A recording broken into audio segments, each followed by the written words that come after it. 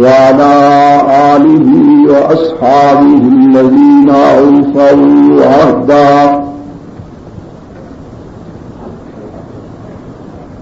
الذين هم مفاتيح الرحمة ومصابيح النور.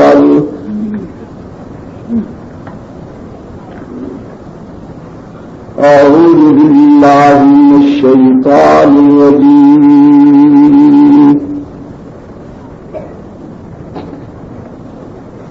بسم الله الرحمن الرحيم.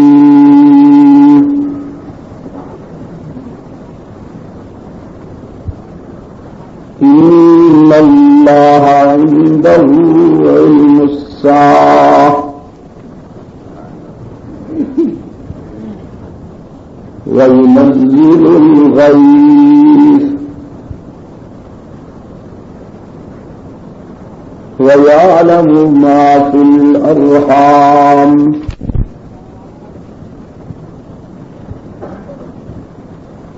وما تدري نفس ماذا تكسب غدا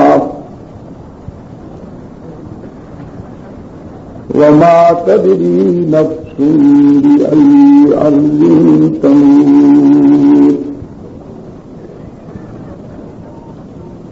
إن الله عليم خبير.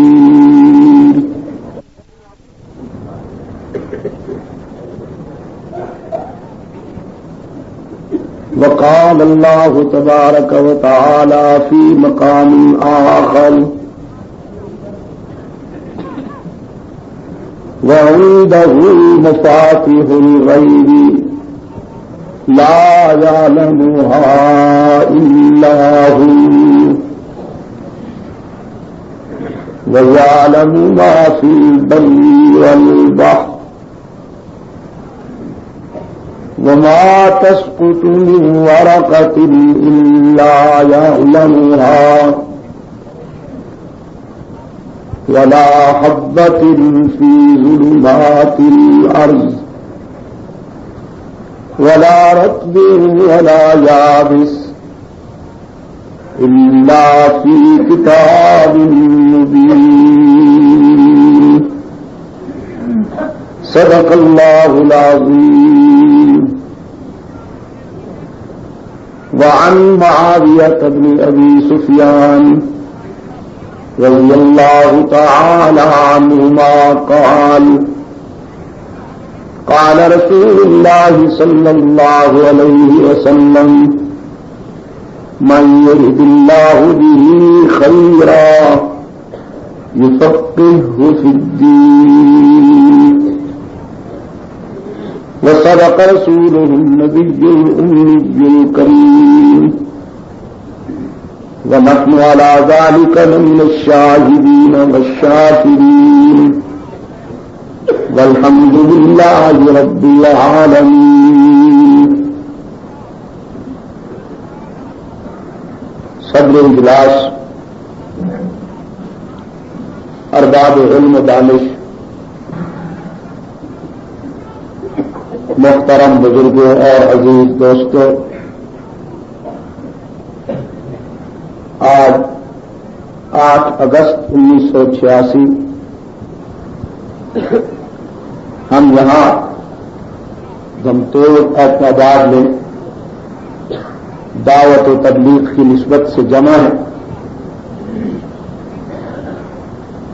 یہ سالانہ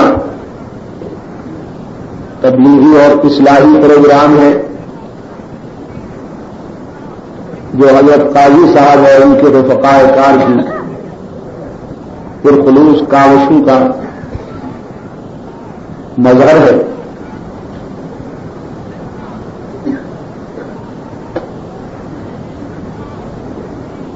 مجھ سے جب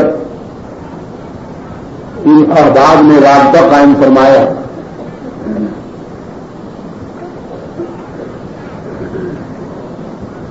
آج کی تاریخ میں نے حاضری کے لیے اپنے پروگرام میں دھمتوڑ کے لیے وقف کر دی تھی.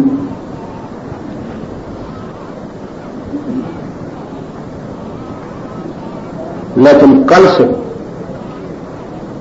میری طبیعت علیل ہونا شروع ہوئی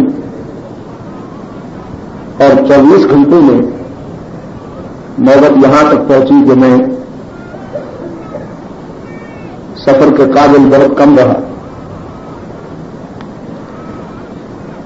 لیکن چونکہ وعدہ کر چکا تھا، جب کہیں وعدہ کر لیتا ہوں تو بحد امکان بشریت اس میں حاضری کی کوشش کرتا ہوں۔ اس وقت بھی مجھے بخار ہے اور شدید درد ہے جسم میں۔ آپ حضرات والہانہ اخلاص اور حسن طلب کو لے کر یہاں تشریف لائے ہیں، تو چند باتیں قرآن کے حوالے سے آپ کی خدمت میں جو عرض کرنا چاہتا ہوں، اس کے لیے اساس ہے کتاب اللہ کا وہ حصہ جو ابھی ابھی آپ کے سامنے تلاوت کیا گیا،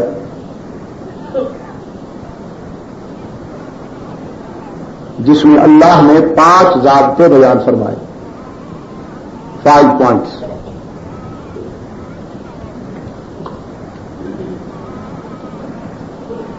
اور ملت اسلامیہ پر قانون کے لہجے میں یہ بات واضح تھی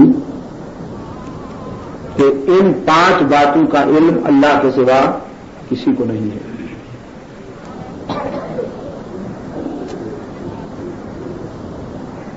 قرآن کریم بیسیکلی قانون کی کتاب ہے۔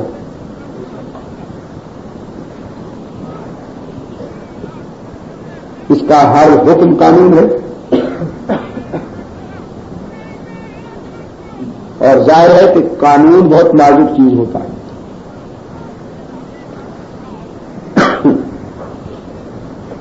انسان جو قوانین ترتیب دیتے ہیں ان کی حفاظت میں بہت حساس ہوتے ہیں، وہ چاہتے ہیں کہ ان کے بنائے گئے قوانین کو کوئی نہ توڑے۔ اللہ بھی چاہتا ہے کہ اس کے ترتیب دیے ہوئے قوانین کی پابندی کی جائے اور ان میں کوئی ترمیم تحریف کی جسارت نہ کر سکے۔ میں کہا کرتا ہوں کہ عجم اس دن سے پٹری سے اترا جس دن سے اس نے قرآن کو قانونی حیثیت دینا چھوڑ دیا، تبرک کی کتاب سمجھ لیا، اللہ نے سجایا، اطلس و کمخاب کے خلاف پہنائے، آنکھوں سے لگاتا ہے، صبح جب دھوپ بولنے کے لیے جاتا ہے بازار میں تو ماں قرآن لے کے کھڑی ہوتی ہے اور وہ اس کے سائے سے گزر جاتا ہے۔ بعض لوگ اس سے دھاگے ناپ کر پہنتے ہیں کہ بخار دور ہوتا ہے، میں یہ نہیں عرض کر رہا۔ قرآن کریم تو انسان کی جلی و خفی بیماریوں کے علاج کے لیے اللہ کا تجویز کردہ دائمی اور آخری نسخہ۔ میں تو چند قدم آگے رہوں گا۔ کوئی کہتا یا سمجھتا ہوگا کہ قرآن سے کسی فرد کا بخار دور ہوتا ہے، میں کہتا ہوں قرآن سے قوموں کا بخار دور ہو جاتا ہے اگر وہ اس سے وابستہ ہو جائیں۔ لیکن بنیادی طور پر قرآن کریم جو ہے وہ دستور حیات ہے، قانون کی کتاب ہے، کانسٹیٹیوشن بک ہے، اور نہیں بدلیں گے اس وقت تک اس ملک کے حالات جب قرآن کی آئینی حیثیت کو تسلیم نہیں کیا جائے گا۔ محض ماہ سیام کی تراویح میں قرآن خوانی کا اہتمام کرنے سے معاشرے میں تبدیلی نہیں آئے گی۔ مسجدوں میں قرآن پڑھنے سے شبینے کے نام پر لاؤڈ اسپیکر پر قرآن پڑھ پڑھ کر پورے علاقے کو آزمائش میں ڈالنے سے کوئی تبدیلی نہیں آئے گی. اس وقت تبدیلی آئے گی، آج ہو یا کئی سال بعد ہو یا چند مہینے بعد ہو، جب اس سرزمین پر قرآن کی آئینی بالادستی کو تسلیم کیا جائے گا. اور قرآن کی آئینی بالادستی کو تسلیم کرنے کے لیے یہ ضروری ہے کہ پہلے ملک سے بدیسی قوانین کو نکال باہر کیا جائے. برطانوی قانون کا جو لاشا اس ملک میں رکھا ہوا ہے 40 سال سے، جب تک اس کو نہیں نکالا جاتا اس وقت تک کوئی کوشش کارگر نہیں ہوئی. تو میں عرض کر رہا تھا 5 ضابطے بیان کیے ہیں اللہ نے قرآن کریم کے اس حصہ میں، جو ابھی ابھی میں آپ کے سامنے تلاوت کرنے کی سعادت حاصل کر چکا ہوں. میری طبیعت خراب سے ہی، لیکن آپ تو الحمدللہ صحت مند ہیں. ویسے بھی قرآن کریم کے ساتھ اللہ نے آپ کو والہانہ عشق عطا فرمایا ہے، تو مجھے اللہ کی رحمت پر امید ہے یقین کی حد تک کہ آپ بڑی توجہ سے یہ باتیں سنیں گے اور ان کو دل میں جگہ دیں گے. اور میں آپ کو ذمہ داری کے ساتھ یہ کہتا ہوں کہ اگر آپ کے دل و نگاہ میں قرآن کریم کی یہ صداقتیں جگہ حاصل کر لیں تو انشاءاللہ زندگی کا سفر اجالے میں گزرے گا، روشنیوں میں گزرے گا. شرک بدعت کی تاریخیوں سے انشاءاللہ آپ کو نجات ملے گی. پہلا ضابطہ فرمایا ان اللہ عندہ علم الساعہ.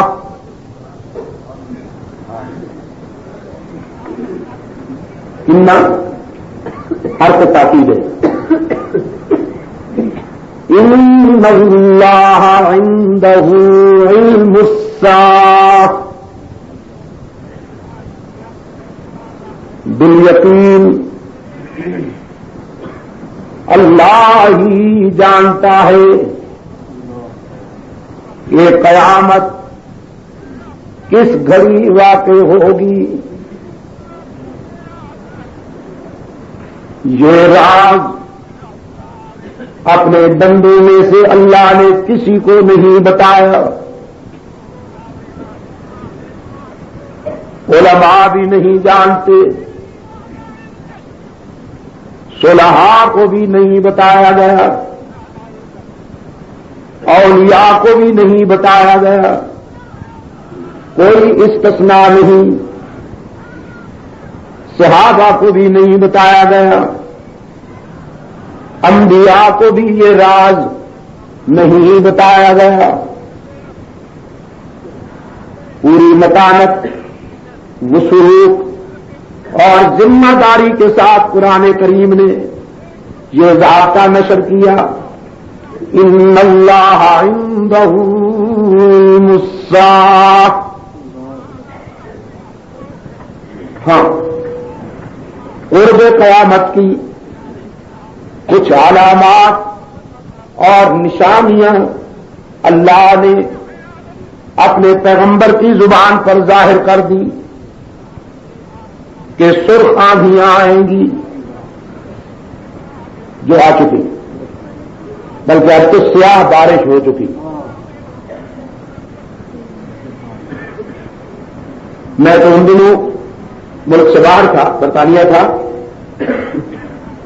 یہاں سے کچھ دوستوں نے مجھے وہ اخبار بھیجا تھا جس میں یہ خبر تھی کہ ایران میں بارش ہوئی ہے، کالے رنگ کا میہ برسا ہے، جس سے بھی وہ میہ پڑا وہ روسیا ہو گیا. تو میں نے کہا باطنی کوششیں کمپلیٹ ہو گئی، مجسم سیاہی بن گئے. پہلے بھی کوئی کمی نہیں تھی،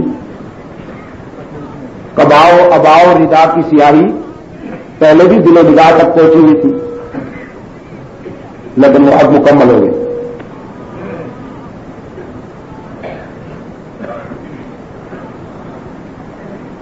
علامات بتا دی کہ تجارت میں دیانت نہیں رہے گی، دوستی میں وفا نہیں رہے گی، جوانی میں غیرت نہیں رہے گی، عورت میں حیا نہیں رہے گی، بڑھاپے میں خوف خدا نہیں رہے گا، بال سفید ہو جائیں گے لیکن نفس شرارتوں کے مائل ہوگا۔ بابا ساجی فرماتے ہیں نا کہ عمر برکس تو آفتاب تموز، شعر راست ہنوز۔ بڑھاپے میں خوف خدا نہیں رہے گا، رشتے کھوکھلے ہو جائیں گے، ایک عالمگیر اضطراب انسان کے اذہان و قلوب پر چھا جائے گا، ہر شخص یہ محسوس کرے گا کہ کچھ ہونے والا ہے، زلزلے آئیں گے، اولاد آدم کے چوچلے دیکھ کر، اولاد آدم کی بدکرداری کی ہولناک ادائیں دیکھ کر دھرتی کبھی کبھی کانپ کانپ کر اشارے کرے گی کہ اب تم قابل برداشت نہیں رہے ہو۔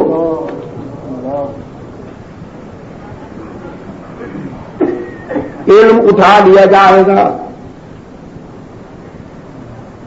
کتابوں کے ذریعے نہیں، وہ علماء چلے جائیں گے جو علمی دنیا کے شناور ہوں گے، جبے بہت، کبے بہت، دستاریں بہت، اور نہ معلوم کیا کیا کچھ بہت، لیکن وہ انور شاہ نہیں رہے گا جس نے دارالعلوم دیوبند کے کتب خانے کے سامنے کھڑے ہو کر 2.5 لاکھ کتابوں کی طرف اشارہ کر کے فرمانے لگے خدا نخواستہ اگر کوئی آگ لگے کتابیں جل جائیں یا سیلاب آئے یہ بہہ جائیں تو اندیشے کی کوئی بات نہیں، جو علم ان کتابوں میں ہے اللہ نے انور شاہ کے سینے میں وہ سارا علم محفوظ کر دیا ہے۔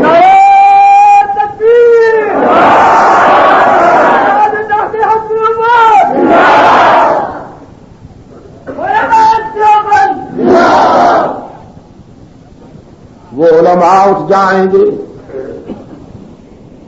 جو علم کی متانت کی لاج رکھنے کے لیے اپنی جانیں ہتھیلی پر لیے ہوئے ہیں،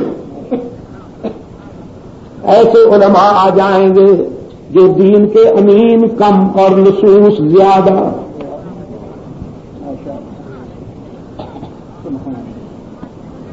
ہاں،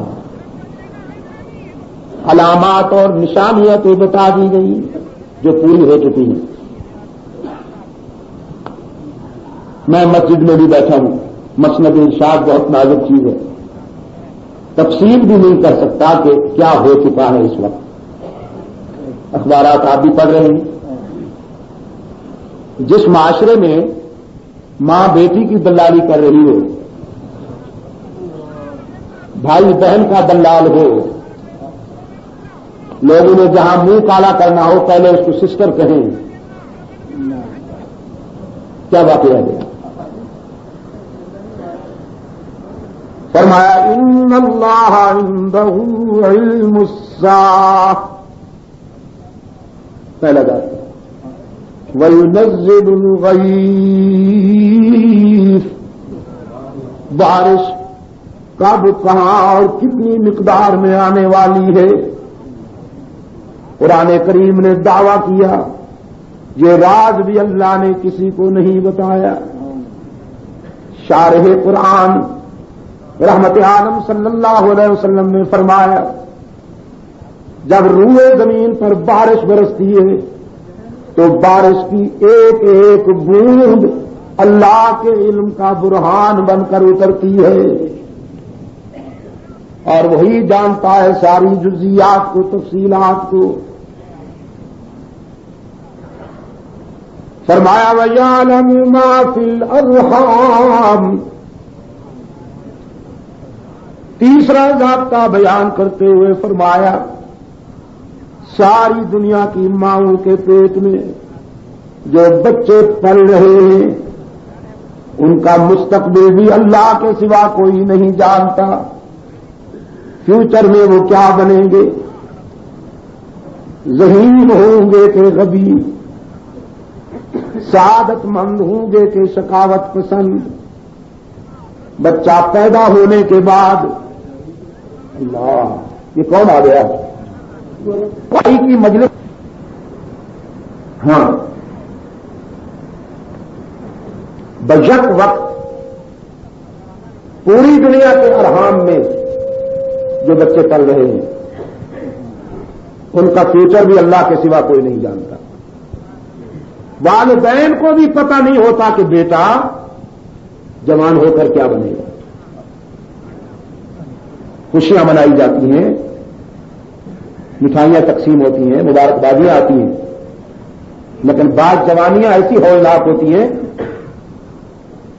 کہ باپ سر پیٹ کے کہتا ہے اگر مجھے معلوم ہوتا کہ تم ایسا بنے گا تو پیدا ہوتے ہی تیرا گلا گھونٹ دیتا. یہ راز اللہ نے کسی کو نہیں بتایا. فرمایا وَيَعْلَمُ مَا فِي الْأَرْحَامِ, شکم مادر میں پلنے والے بچوں کا مستقبل بھی اللہ کے سوا کوئی نہیں جانتا, وہی جانتا ہے کہ بچہ پیدا ہونے کے بعد مجاہد بنے گا کہ مجاور, شیدائی بنے گا کہ حلوائی, یکجائی بنے گا کہ ہرجائی, خدا پرست بنے گا کہ آستانہ پرست, وفادار ہوگا کہ غدار, رقیق القلب ہوگا یا شقی القلب, وہی جانتا ہے. کینیڈا میں ایک مقام پر سیرت کانفرنس کے دوران عیسائی بھی آتے ہیں وہاں سننے کے لیے. جب بات ختم ہوئی تو ان کا ایک بشپ, ان کا ایک پادری کھڑا ہوا جب کوشچن اینڈ آنسر وہ شروع ہوتا ہے تو اس نے کہا کہ قرآن نے دعویٰ کیا تھا کہ ارحام میں بچے کی جنس کو اللہ کے سوا کوئی نہیں جانتا, لیکن جدید طبی تحقیق نے یہ اتنا حل کر دیا ہے. تو کیا قرآن کے دعوے کی نفی نہیں ہو گئی؟ یہ کہہ کر وہ بیٹھ گیا. میں نے جو جواباً عرض کیا آپ کو بھی بتا دیتا ہوں. تو میں نے کہا پہلی بات تو یہ ہے کہ قرآن کریم نے یہاں جنس کی تخصیص نہیں کی, ما فی الارحام کہا ہے, اور یہ اس میں عمومیت ہے, خصوصیت نہیں ہے کہ بچے کی زندگی کا کوئی خاص پہلو مقصود ہو, یہ بات نہیں. قرآن کا دعویٰ یہ ہے کہ پوری دنیا کے ارحام میں جو جنین پلتے ہیں, جو بچے پرورش پا رہے ہیں, ان کا علم اللہ کے سوا کوئی نہیں جانتا. جدید طبی تحقیق تو کسی ایک ماں کے بچے کی جنس بتا سکے گی.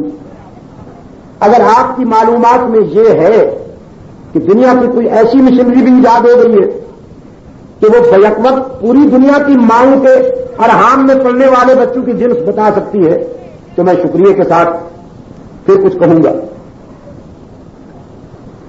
پھر کھڑا ہوا اور کہنے لگا میں سیٹسفائی ہو گیا, مطمئن ہو گیا. صدیوں فلاسفہ کی چنا اور چنی رہی, لیکن خدا کی بات جہاں تھی وہی رہی.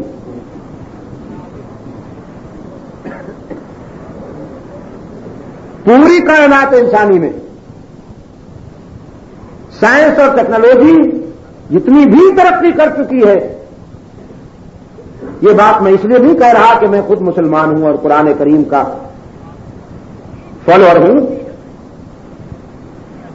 بلکہ انسانی نقطۂ نظر سے میرا یہ دعویٰ ہے کہ قرآن کریم کے کسی ایک ضابطے کا توڑ پوری دنیا میں آج تک سائنس اور ٹیکنالوجی نہیں کر سکی.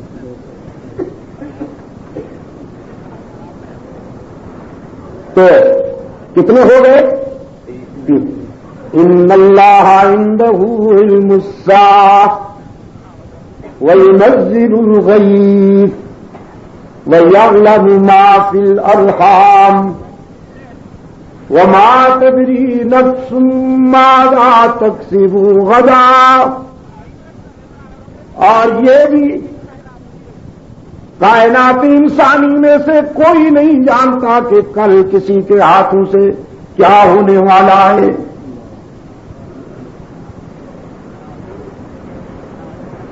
چابیوں کا گچھا لے کر بیٹھے ہوتے نہیں پروفیشنل فٹ پاتھ پر,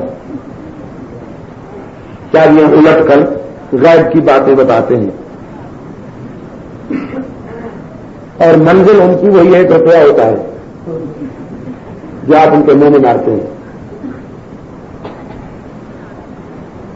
یہاں تو ان میں غیب مذاق ہو گیا. یار لوگوں کا جہاں دل چاہتا ہے وہیں یہ ٹائٹل فٹ کر دیتے ہیں. کہتے ہیں حضرت صاحب کی بلی نے اگر آپ کو غور سے دیکھ لیا تو آپ کی مراد پوری ہو گئی. اس کی آنکھوں میں مستقبل چھپا ہوا ہے, یہ جانتی ہے. اور اگر حضرت صاحب کی بلی نے آپ کی طرف کوئی توجہ نہ کی تو پھر اس کے معنی یہ ہے کہ آپ نامراد رہیں گے.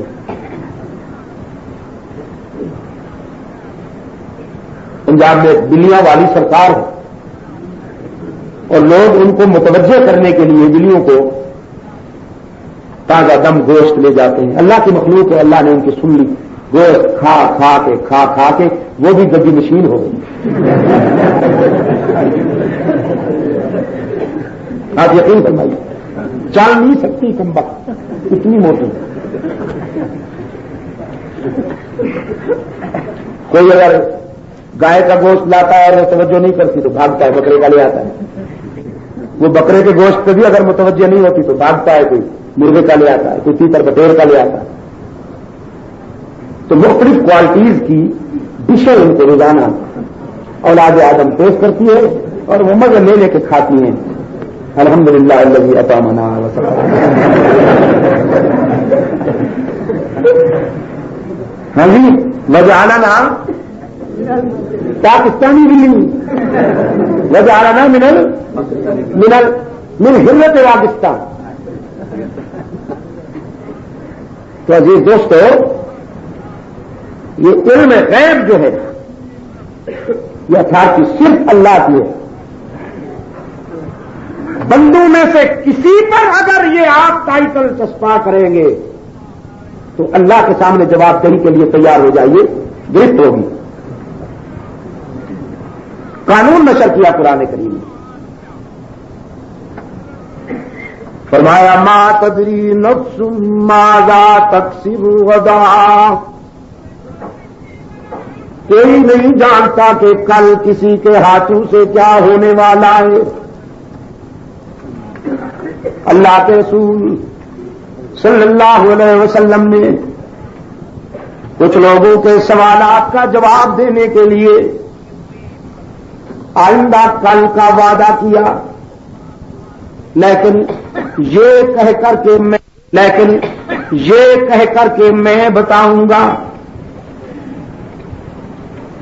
تنبیہ ہوئی, حق تعالیٰ کی طرف سے تنبیہ ہوئی, وحی کا سلسلہ بند ہو گیا. کئی دن تک اللہ کا رسول صلی اللہ علیہ وسلم اشکبار رہے. پھر رب العالمین کی طرف سے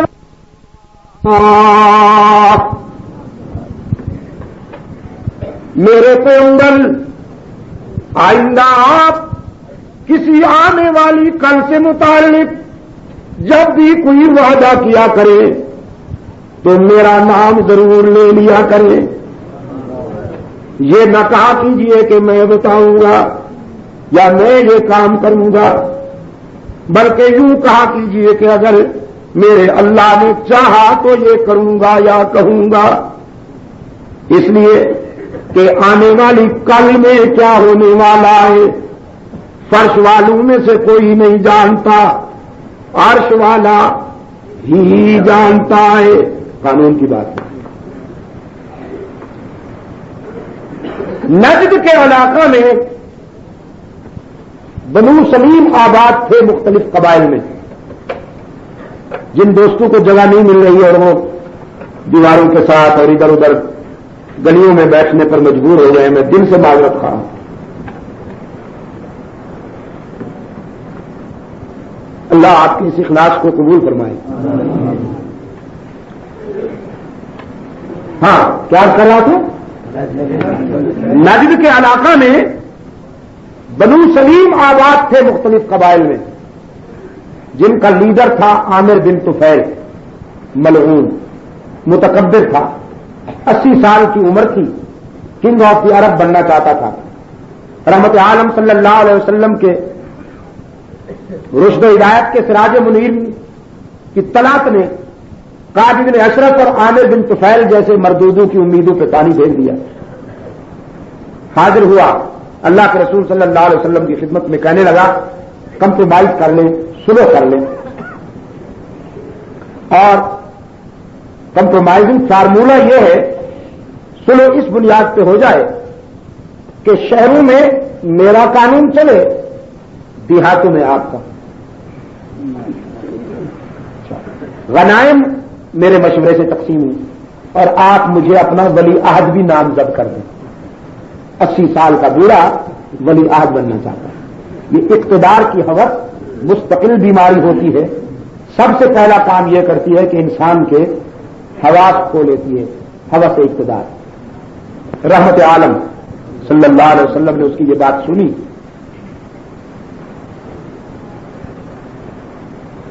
ہاں، آخر میں کہنے لگا اگر آپ نے میری یہ بات نہ مانی، میری مصالحت کے اس فارمولے کو اگر آپ نے رد کر دیا تو پھر تیار ہو جائیے، قبائلی درندوں کا لشکر لے کے آؤں گا، چین سے نہیں بیٹھنے دوں گا، حملہ کروں گا آپ پر۔ اس بوڑھے کی نوجوان دھمکی سن کر رحمت عالم صلی اللہ علیہ وسلم نے فرمایا کہ میاں تم نے مجھے سمجھا ہی نہیں، میں بادشاہتیں تقسیم کرنے کے لیے نہیں آیا، میں تو مظلوم انسانوں کے کھوئے ہوئے حقوق کی بحالی کے لیے مبعوث کیا گیا، میں تو مظلوموں کے آنسو پوچھنے کے لیے آیا ہوں، تم نے مجھے سمجھا ہی نہیں۔ رہی تمہاری دھمکی فقد مام تقاض، جو کر سکتے ہو کر لو۔ دھمکیاں دیتا ہوا چلا گیا، دیکھ لوں گا، سمجھ لوں گا۔ کچھ دنوں کے بعد اس نے یہ منصوبہ بنایا، چال کی کہ دھوکے سے صحابہ کرام کو بلا لیا جائے اور ان کو ذبح کر دیا جائے، تاکہ رسول اللہ کے بالوں پر نہیں رہیں گے تو قوت پرواز ختم ہو جائے گی۔ اپنے ایک رشتہ دار کی قیادت میں اس نے وقت بھیجا رحمت عالم صلی اللہ علیہ وسلم کی خدمت میں، جنہوں نے درخواست کی کہ اللہ کے رسول ہم صدیوں سے جہالت کی زندگی گزار رہے ہیں اور اب قبائل میں طلب ہے کہ وہ اسلام کے قریب آئیں، تو دعوت و تبلیغ کے مشن پر آپ ایک جماعت بھیجیے، وہ چند افراد پہ مشتمل نہ ہو، ذرا زیادہ افراد ہوں تاکہ بیک وقت تمام قبائل میں دعوت و تبلیغ کا کام شروع کیا جا سکے۔ لوگ انتظار کر رہے ہیں۔ انسان کی ہدایت کے لیے بے قرار رحمت للعالمین صلی اللہ علیہ وسلم۔ کوئی باپ اپنی اولاد کی تعمیر و ترقی کے لیے اتنا بے قرار نہیں ہو سکتا جتنا سرکار دو عالم صلی اللہ علیہ وسلم انسان کی ہدایت کے لیے بے قرار ہوا کرتے ہیں۔ فوراً جماعت ترتیب دی، اور اگر ارباب علم و دانش مجھے اجازت دیں تو میں یہ اصطلاح عرض کروں کہ سب سے پہلی تبلیغی جماعت جو دعوت و تبلیغ کے مشن پر باضابطہ طور پر ترتیب دی گئی اور بھیجی گئی وہ یہی تھی، جس میں 70 افراد کا انتخاب کیا اللہ کے رسول نے۔ 70، اور یہ اس دور کی بات کر رہا ہوں کہ جب اسلام کے چاہنے والوں کی تعداد انگلیوں پر گنی جا سکتی تھی، نہ کروڑوں تھے، نہ لاکھوں تھے، نہ ہزاروں تھے، چند تھے۔ ان چند میں سے 70 افراد، اور وہ 70 بھی ایسے منتخب افراد کہ جو قرآن کے قاری تھے، مجاہد تھے اور عابد شب زندہ دار تھے. بخاری شریف میں حضرت انس بن مالک رضی اللہ تعالی عنہ نے ان کا تعارف کرایا ہے کہ کانوا یحتطبون بالنہار ویصلون باللیل. وہ کسب معاش کے لیے دن کو لکڑیاں چنتے تھے، بھیک نہیں مانگتے تھے. کسب معاش کے لیے دن کو لکڑیاں چنتے تھے اور رات کو عابد بن کر جب مصلے پر کھڑے ہوتے تھے تو اللہ کے فرشتے ان کے سجدوں پہ رشک کرتے تھے. منتخب افراد، 3 افراد پر مشتمل اللہ کے رسول صلی اللہ علیہ وسلم نے ایک سفارتی مشن ترتیب دیا. حضرت حرام ابن ملحان رضی اللہ تعالی عنہ کی قیادت میں 3 افراد پر مشتمل مکتوب دیا، لیٹر دیا، خط دیا عامر بن طفیل کے نام کہ تم جاؤ عامر کو یہ میرا خط پہنچاؤ، وہ جو اس کا جواب دے مجھے آ کر بتاؤ. تو 70 قراء کی جماعت اپنی منزل کو روانہ ہوئی اور یہ 3 افراد پر مشتمل سفارتی مشن عامر بن طفیل کے شہر کی طرف روانہ ہوا. شہر کے قریب پہنچے تو حضرت حرام ابن ملحان رضی اللہ تعالی عنہ نے اپنے دونوں ساتھیوں سے کہا تم یہاں جنگل میں ٹھہرو، میں اکیلا جاتا ہوں. تیرنی کھانے کے لیے نہیں،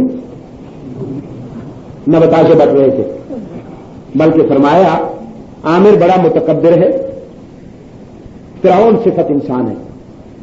اللہ کے رسول صلی اللہ علیہ وسلم کا خط دیکھتے ہی مشکل ہو جائے گا، مجھے اس سے خیر کی توقع کم ہے.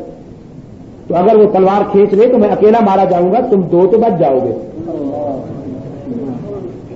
اس دور کی قیادت اور لیڈرشپ یوں ہوا کرتی تھی کہ موت کا سامنا کرنے کے لیے لیڈر آگے بڑھتا ہے اور اپنے رفیقوں کو پیچھے چھوڑتا ہے. اور اب لیڈر صاحب ڈرائنگ روم میں سگار پیتے ہیں اور کارکنوں سے کہتے ہیں تم گولیوں کا سامنا کرو سڑکوں پر.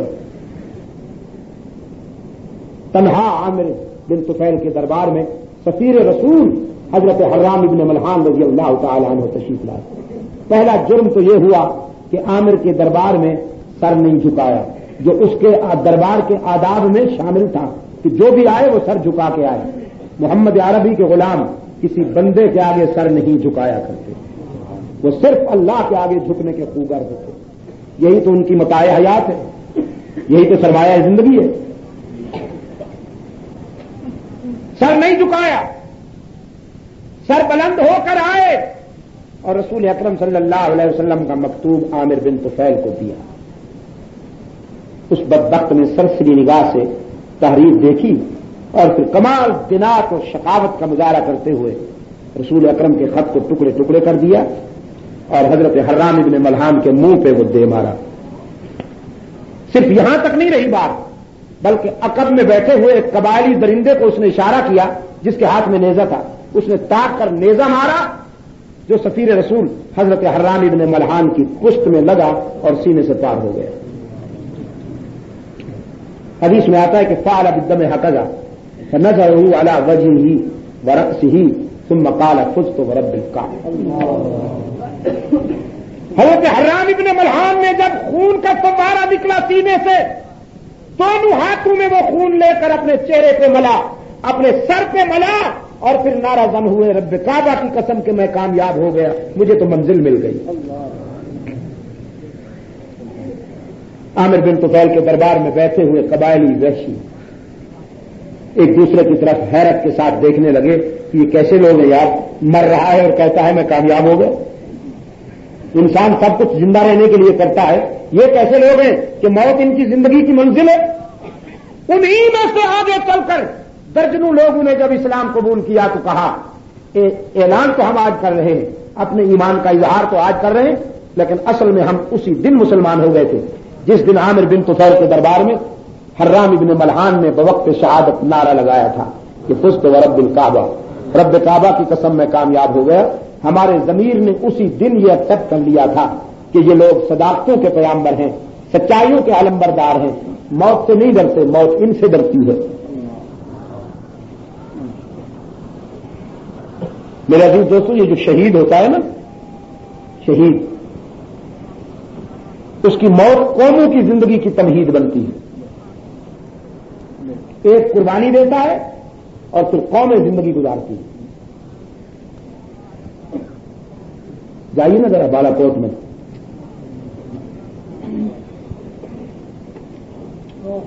ہائے بالا کوٹ کے دامن میں سویا ہوا اسماعیل شہید حفیظہ، جب جاتا ہوں ان پر نظر پڑتی ہے نا مرکز پر، شاہ شہید کے قبر پہ جب نظر پڑتی ہے تو تختہ دار پر لٹکے ہوئے مجھے عبداللہ بن زبیر یاد آ جاتا۔ کلمہ حق بلند کرنے کی پاداش میں ایک ظالم حکمران نے عبداللہ بن زبیر کو تختہ دار پہ لٹکایا، سولی پہ چڑھا دیا اور حکم دیا اس کی لاش کو یہی رہنے دیا جائے، یہ یہی سڑتی رہے، اتارنا منع ہے۔ لوگ آتے تھے اور دیکھتے تھے۔ ایک دن عبداللہ بن زبیر کی ماں چلی آئی اپنے بیٹے کی لاش کو دیکھنے کے لیے، حضرت اسماء رضی اللہ تعالی عنہا، ہزاروں کی تعداد میں لوگ اس عظیم خاتون کے ساتھ ساتھ چلنے لگے کہ دیکھیں بیٹے کی لٹکتی ہوئی لاش کو دیکھ کر ایک ماں کے تاثرات کیا ہوتے ہیں، رد عمل کیا ہوتا ہے۔ لوگوں کا خیال تھا چیخے گی، چلائے گی، ہائے ہائے کرے گی، دال نوٹ ڈالے گی، غریبان پھاڑ ڈالے گی، لیکن وہ عظیم ماں جب اپنے بیٹے کی لاش کے قریب آئی تو نظر کرتے ہی کہنے لگی واہ واہ واہ واہ میرے وقت گزر، شاباش حلالی بیٹے ایسے ایسے تو نے میرے دودھ کا حق ادا کر دیا میرے بیٹے۔ ظالم کے آگے نہ بکے ہو نہ جھکے ہو، تختہ دار پہ لٹک گئے ہو نا، حلالی بیٹے ایسے ہوتے ہیں۔ اور پھر لوگوں کی طرف دیکھ کے کہنے لگی مبارکباد دے مجھے، میں اس عظیم بیٹے کی ماں ہوں کہ جس نے کلمہ حق بلند کرنے میں اپنی جان تو دے دی لیکن ایمانی آن کو مجروح نہیں ہونے دیا۔ اور دیکھو تو میرا بیٹا کتنا عظیم خطیب ہے کہ تختہ دار سے بھی حریت کا خطبہ دے رہا ہے۔ شاہ شہید رحمت اللہ علیہ کی قبر بھی حریت کا خطبہ دے رہی ہے۔ ان کی قبر پہ ایک کتبہ رکھا ہوا ہے، کتبہ تو کہنا نہیں چاہیے اسے، ایک پتھر رکھا ہوا ہے۔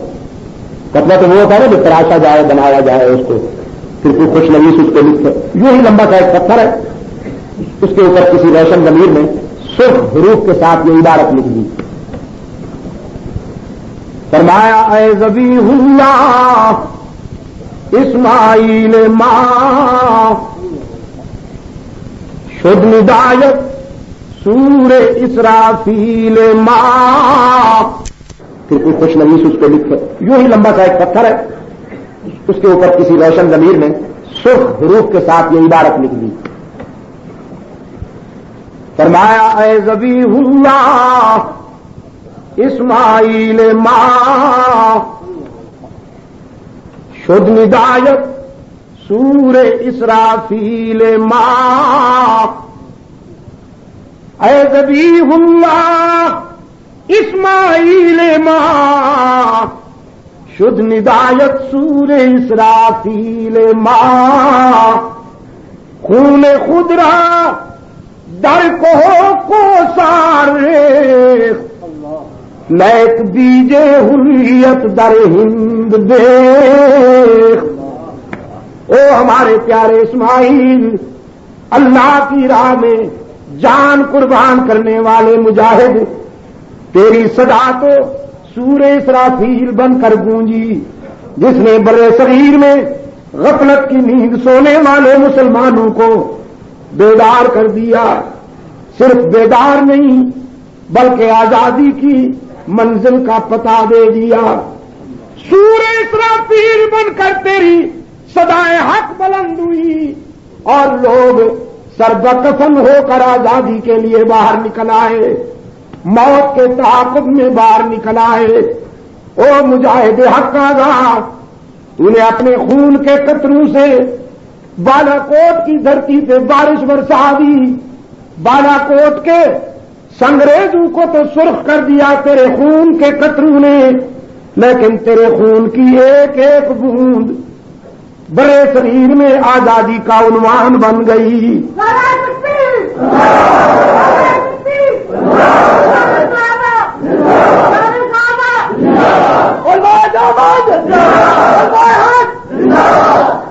ہائے قصر آزادی میں بیٹھ کر چونچلے کرنے والوں، جشن آزادی میں طوائفوں کو نچوانے والوں، جام پہ جام لڑانے والوں، جلتا ہے جن کا خون چراغوں میں رات بھر، جلتا ہے جن کا خون چراغوں میں رات بھر، ان غمزدوں سے پوچھ کبھی قیمت سحر۔ تم نے شیر مادر سمجھ کر آزادی کو ایکسپلائٹ کیا اور کریڈٹ دے رہے ہو انہیں جنہوں نے ساری زندگی انگریز کے گھوڑوں کو خرخرے کر کر کے جائیدادیں حاصل کی، جنہیں کبھی گرم ہوا کا جھونکا بھی نہیں لگا، جو کبھی جیل کے قریب سے بھی نہیں گزرے، وہ بن گئے ہیرو۔ اور شیخ الہند محمود حسن کے پیچھے تم نے کتے لگا دیے ہیں بھونکنے کے لیے، جنہوں نے مالٹا کی اسارت میں عمر عزیز کا ایک حصہ گزار دیا۔ میں نے خود جا کر وہ عقوبت خانے دیکھی ہوتی، اتنے اونچے وہ کوٹھیاں، مالٹا کا وہ عقوبت خانہ جس میں شاہ شہید شیخ الہند رحمۃ اللہ علیہ کو رکھا گیا، اور بمشکل اتنا چوڑا، نہ ٹھیک سے بیٹھ سکے نہ ٹھیک سے لیٹ سکے، اور سرد یک بستہ موسم، کچا فرش۔ پولیس گرفتاری کے لیے آئی شیخ الہند رحمۃ اللہ علیہ کی، حضرت مدنی رحمۃ اللہ علیہ نے سب سے پہلے اپنے آپ کو گرفتاری کے لیے پیش کیا۔ پولیس نے کہا آپ کے نام تو وارنٹی نہیں۔ مدنی رحمۃ اللہ علیہ نے فرمایا تمہارے پاس ہوں یا نہ ہوں، میں اپنے وارنٹ خود تیار کرتا ہوں، میرے استاد کو پھر لے جانا، پہلے مجھے گرفتار کرنا ہوگا۔ بغیر وارنٹ کے حضرت مدنی رحمۃ اللہ علیہ گرفتار ہو کر گئے ہیں اپنے شیخ کے ساتھ مالٹا کی اسارت میں۔ ٹھنڈا پانی، صبح وضو کے لیے جس برتن کو ہاتھ لگاتے ہیں برف جمی ہوئی ہے، تو مدنی رحمۃ اللہ نے پانی کا لوٹا ساری رات اپنی بغل میں دبا کے رکھتے تھے، کبھی اس بغل میں کبھی اس بغل میں، تاکہ صبح تک اتنا گرم ہو جائے کہ محمود حسن وضو بنا سکیں۔ تراویح میں قرآن سننے کے عادی تھے، روزانہ ایک پارہ یاد کرتے اور شیخ الہند کو قرآن سناتے ہیں تراویح میں۔ آئے یہ دوستیاں کتنی پکی تھی۔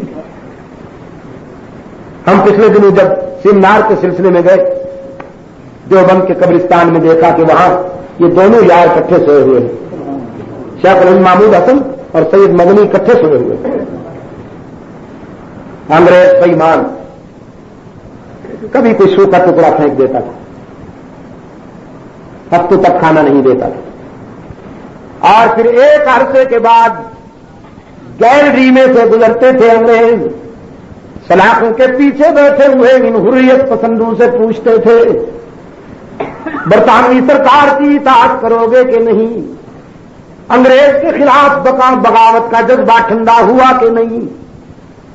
ہائے خدا کی کروڑوں رحمتیں ہوں ان باضمیر حریت پسندوں پر کہ انگریز کی آنکھ میں آنکھ ڈال کے کہتے تھے یہ وہ نشہ نہیں جسے تلخی اتار دے،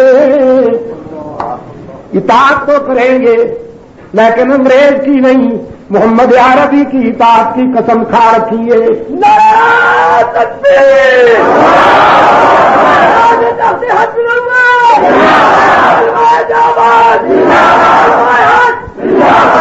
جب تک زندہ رہیں گے ہماری زندگی کا قید یہی ہے کہ انگریز سے بغاوت کریں گے اور محمد کی اطاعت کریں گے۔ انگریز کی سیاست سے بغاوت، انگریز کے تمدن سے بغاوت، انگریز کی تعلیم سے بغاوت، انگریز کے سماج سے بغاوت۔ بھول بیٹھے ہو آج انہیں، دو دو ٹکے کے ملا شاہ اسماعیل شہید کو گالیاں دیتے کس کو۔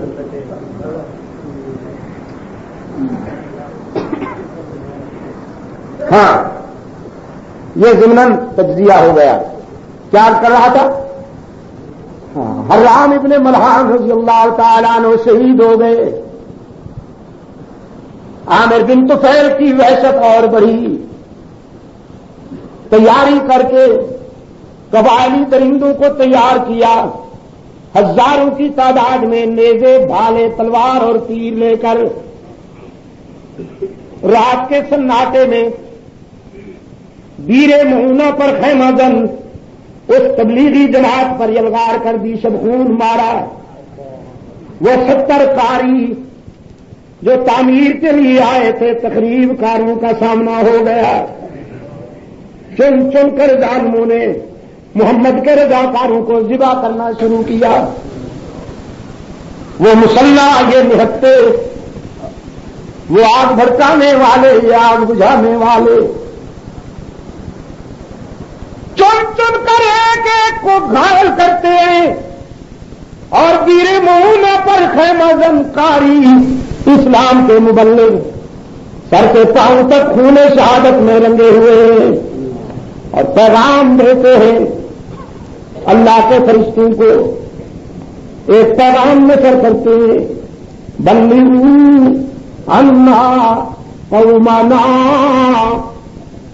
بلغوا عنا قومنا انا لقینا ربنا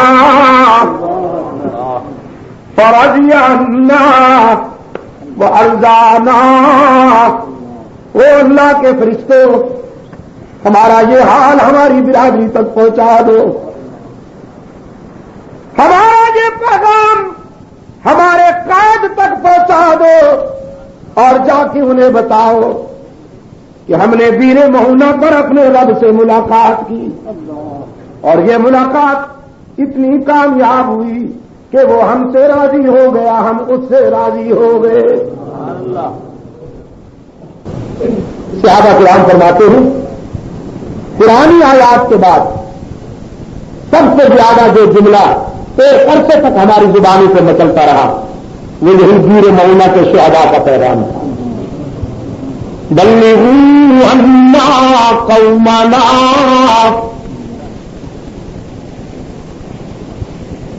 زید اجازت دے تو میرے ساتھ دے رہا ہے،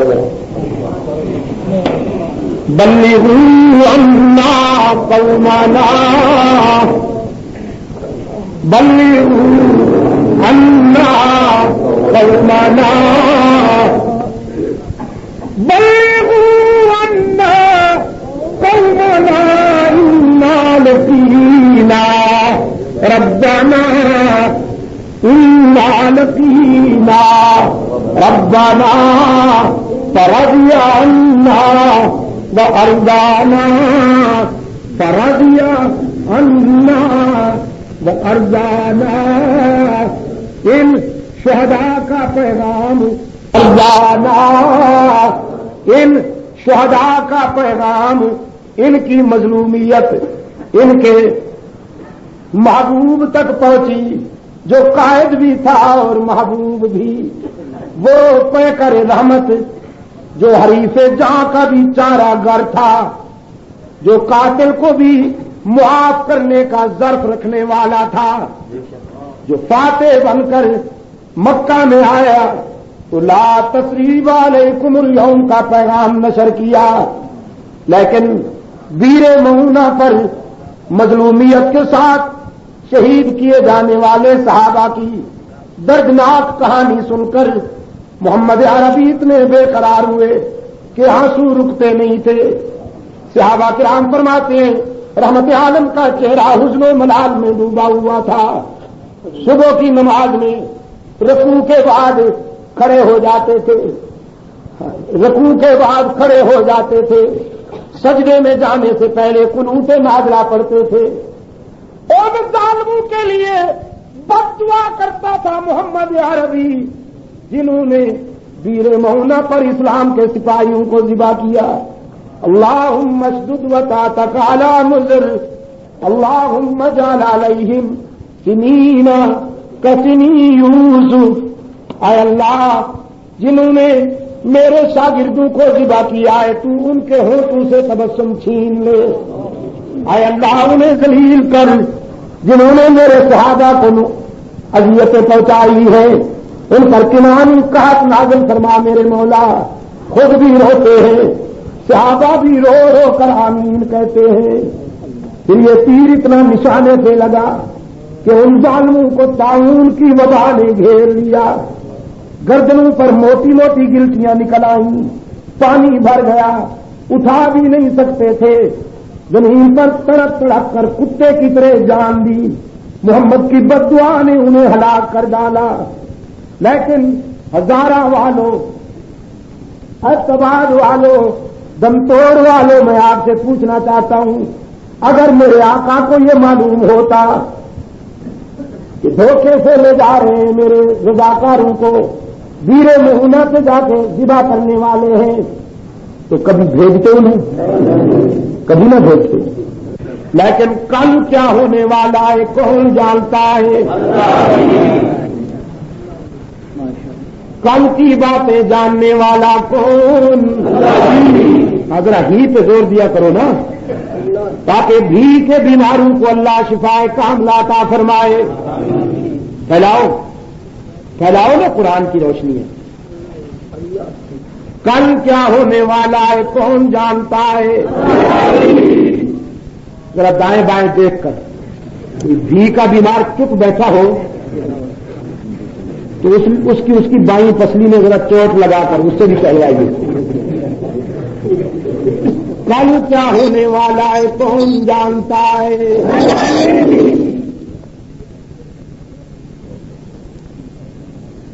30 اپریل میں وہاں انڈیا گیا ہوا تھا، جامعہ اسلامیہ بابیل کے سالانہ جلسہ میں شرکت کی، دوسرے وہاں دینی مدارس کے سالانہ اجتماع میں۔ عزیز دوستو، بلا مبالغہ عرض کر رہا ہوں، لاکھوں کا اجتماع ہوتا، اس لحاظ سے وہ لوگ بڑے خوش نصیب ہیں، ان میں یہ ہوم ٹینشن نہیں ہے جو یہاں ہے۔ ہندو اور سکھ کے مقابلے میں وہ ایک ہے، مسلمان۔ تفریق و انتشار کا جو یہاں عذاب مسلط ہو گیا ہے ہم پر اور جوتوں میں دال بچ رہی ہے، وہاں یہ بات نہیں۔ جامعہ اسلامیہ ڈابیل میں صوبہ گجرات اور صوبہ مہاراشٹر سے جو لوگ آئے، ایک اندازے کے مطابق 2.25 لاکھ کا اجتماع تھا فرزندان اسلام کا، اور رات کے 1 بجے جب انہوں نے ہی کی ضرب لگائی نا، فضائیں کانپ رہی تھی، اور ہندو غور سے دیکھ رہے تھے کہ یہ کیا ہو رہا ہے۔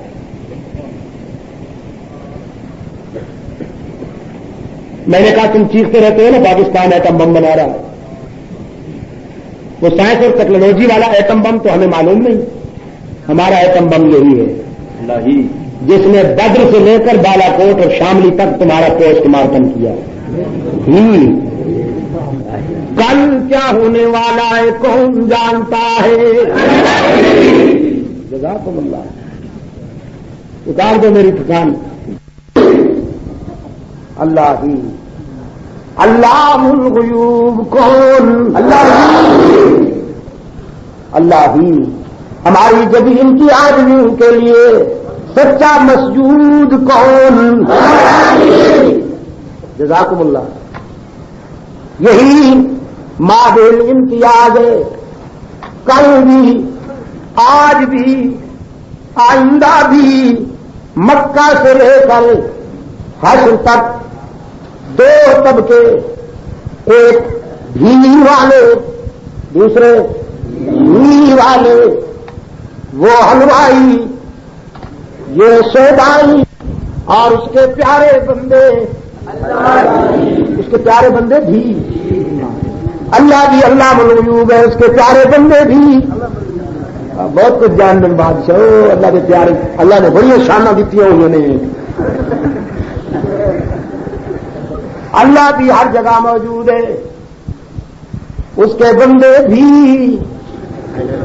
ہر جگہ، اللہ بھی موجود ہے، اس کے بندے بھی، لیکن دوسری طرف متوالے ہیں کملی والے کے، شہدائی ہیں محمد عربی کے، صحابہ کرام کی عظمت ہی یہی ہے، اہل بیت عظام کی عظمت ہی یہی ہے کہ انہوں نے مصائب و آلام کا سامنا کیا، سارے صدمے اٹھائے، بدر و احد و مدائن و قادسیہ، تبوک و یرموک کے مرحلوں سے گزرے، لیکن مانا اور منوایا، مانا اور منوایا کہ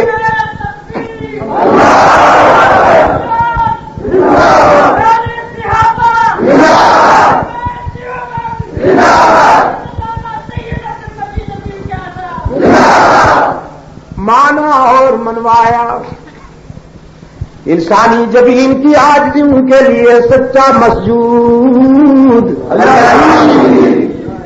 ہر جگہ موجود علام الغیوب کارساز و دستگیر حاجت روا و مشکل کشا اولاد دینے والا رزق دینے والا بیماریاں دور کرنے والا فرعونوں کو پابند زمین کرنے والا اور یتیموں کو وارث تخت و تاج کرنے والا گناہگاروں کی سننے اور قبول کرنے والا بغیر کچھ لیے سب کچھ دینے والا تم توڑ والو باقی جہاں جاؤ گے لوٹے جاؤ گے.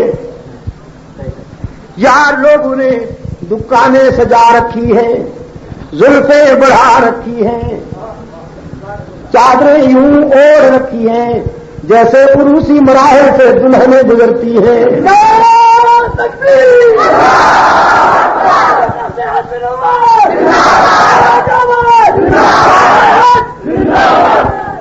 میرے مجاہد کی سمجھ میں اب آئی بات.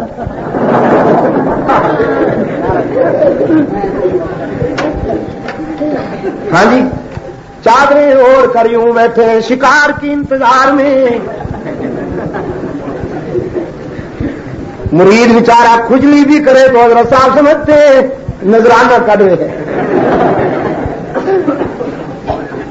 اور سلوگن یہ ہے، ماٹو یہ ہے، کچھ لے کے آؤ گے تو کچھ لے کے جاؤ گے، خالی ہاتھ آؤ گے تو یہی در ہے جہاں سے ہر وقت صدا کیے کچھ نہ لے کے آؤ سب کچھ لے کر جاؤ، خالی ہاتھ آؤ دامن بھر کے جاؤ. باز آ ہر آنچ ہستی باز آ، گر کافرو گبرو بت پرستی باز آ. ای درگہ ماں درگہ نومیدی نیست، صد بار اگر توبہ شکستی باز آ. اسلام ہی تو وہ مذہب ہے جو انسان کو کسی حال میں مایوس نہیں ہونے دیتا، گناہگاروں کو بھی بلاتا ہے. 100 مرتبہ توبہ کر کے توڑ دی، نبھا نہیں سکا تو قرآن کہتا ہے لا تقنطوا من رحمت اللہ یا عبادی الذین اسرفوا علی انفسہم لا تقنطوا من رحمت اللہ. ایک مرتبہ پھر میرے در پہ آ کے دیکھ، جبین نیاز جھکا کے دیکھ، طلب کا دامن پھیلا کے دیکھ، ندامت کے اشک بہا کے دیکھ، میرے لطف و کرم کو آزما کے دیکھ. تیرے آنے میں دیر ہے، میرے راضی ہونے میں دیر نہیں ہوگی. بغیر کچھ لیے سب کچھ دینے والا کون؟ گناہگاروں کے آنسو اپنے دامن رحمت سے پوچھنے والا کون؟ اللہ آپ کو اپنے در پہ رونے کی توفیق عطا فرمائے. بڑا مختصر سا سفر ہے زندگی کا، نہ جانے کس گلی میں زندگی کی شام ہو جائے. کبھی اس سے مانگ کے تو دیکھو، لپٹ لپٹ کر مچل مچل کر، جیسے بیٹا اپنے باپ سے مانگتا ہے اسی طرح مچل مچل کے ذرا کبھی رو کے مانگ کے تو دیکھو. مولانا رومی نے بڑی عجیب تشریح دی، فرماتے ہیں تان گرید ابر کہ خندق چمن تان گریت ابر کہ خندق چمن تان گریت طفل کہ جوشد لبن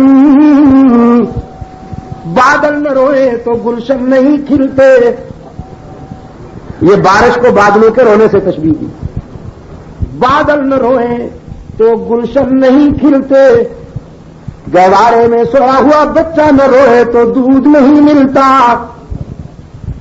جب بادل روتے ہیں تو پھول کھلتے ہیں, جب بچہ روتا ہے تو ماں کی ممتا بے قرار ہو جاتی ہے, اور جب فرش پہ گناہگار روتا ہے تو اللہ کی رحمت عرش پہ بے قرار ہو جاتی ہے. پھر تشبیہ دی, مثال دی کہ تان گریت کود کے حلوا فروش رحمت حق ہم نمی آیت بجوش.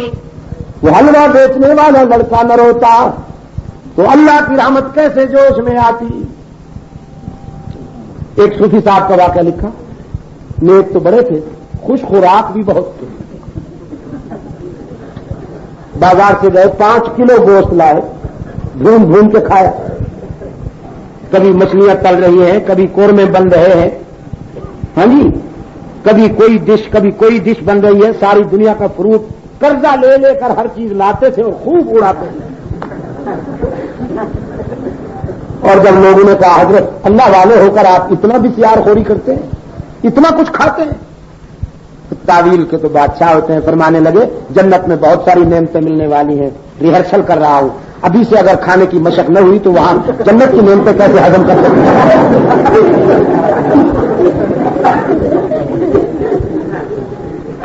محلے بھر کے مقروض, طبیعت خراب ہو گئی حضرت صاحب کی.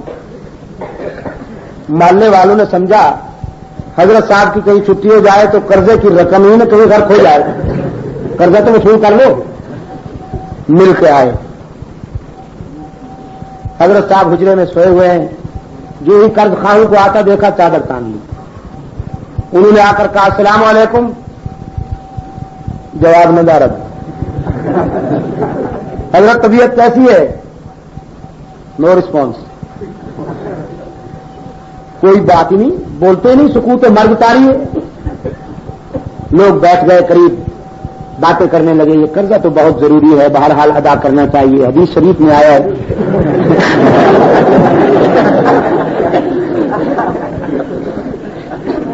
تو اللہ کے رسول صلی اللہ علیہ وسلم نے فرمایا ہے جو مقروض مرے گا تو اس کے سارے اعمال حسنہ جو ہے, اس کی نیکیاں جو ہے, اس کا ذکر فکر عبادت ساری وہ قرض خواہ کو دے دی جائے گی. بہرحال قرضہ بڑا ضروری ہے, لیکن حضرت صاحب پہ کوئی اثر نہیں. ساری باتیں سن رہے ہیں اور پچا رہے ہیں. لوگ حیران کہ کیا کریں. اتنے گلی سے آواز ہوئی,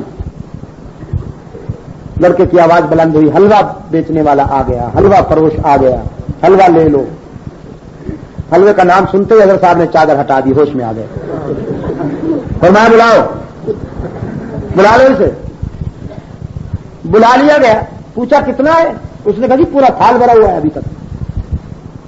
میں پہلے آپ ہی کی خدمت میں آ گیا ہوں, ابھی تو کسی نے لیا ہی نہیں. تو حضرت نے فرمایا یہ سب جو لوگ بیٹھے ہیں ان کو کھلا دو. لوگ بڑے حیران ہوئے کہ قرضے کی رقم تو دیتے نہیں تھے, اب حلوہ کھلا رہے ہیں.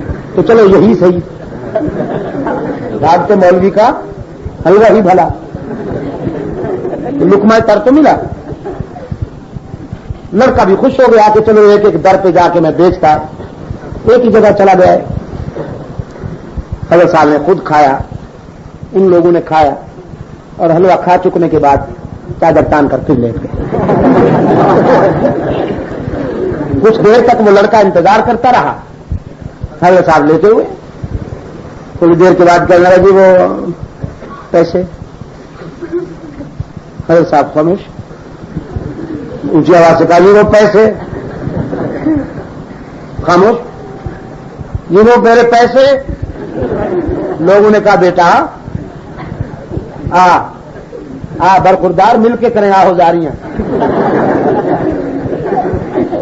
ہم ہائے قرضہ پکارے, تو چلا ہائے حلوہ. صبح سے ہم یہاں آئے بیٹھے ہیں, ہماری تو سنی نہیں جاتی. تو آپ کی یہ آواز کون سنتا ہے بیٹا؟ صبر سے کام لو. اگر صاحب ایسی باتوں میں نہیں بولا کرتے. اب وہ بچہ تو بچہ تھا، پہلے سسکیاں، پھر آہیں، پھر چیخیں، پھر دھاڑیں، پھوٹ پھوٹ کر رونا شروع کیا. ماں مارے گی، باپ کے جوتے پڑیں گے، میں یہ حلوہ بیچتا ہوں، دال روٹی بنتی ہے، کچھ پیسے لے کے جاتا ہوں گھر میں، اب خالی جاؤں گا تو والدین کے جوتے کھاؤں گا. پھوٹ پھوٹ کر وہ بچہ رویا. رو رہا تھا کہ کسی نے دروازے پہ دستک دیا.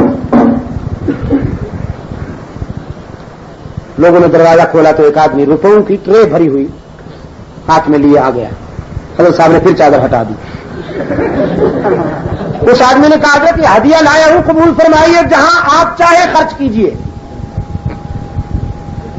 حضرت صاحب نے وہ لے لی.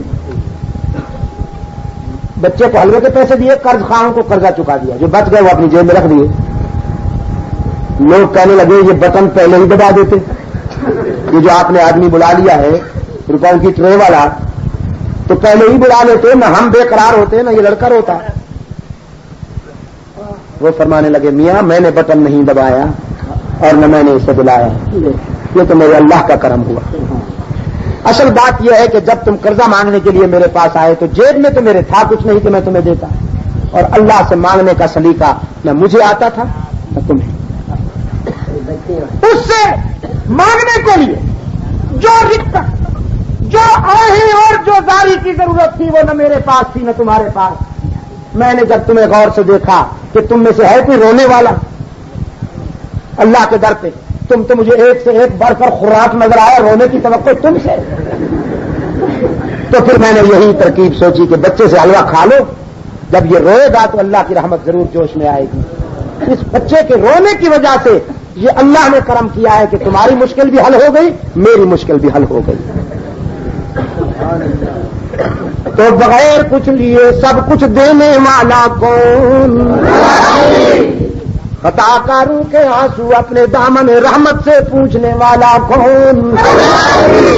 قرآن پاک نے دعویٰ کیا وما تدری نفس ماذا تکسب غدا، کل کیا ہونے والا ہے یہ بھی فرش زمین پر کوئی نہیں جانتا، اللہ ہی جانتا ہے. کیونکہ عالم ما کان و ما یکون کون ہے؟ کتنے ضابطے ہو گئے؟ 4. وما تدری نفس بأی ارض تموت، وما تدری نفس بأی ارض تموت.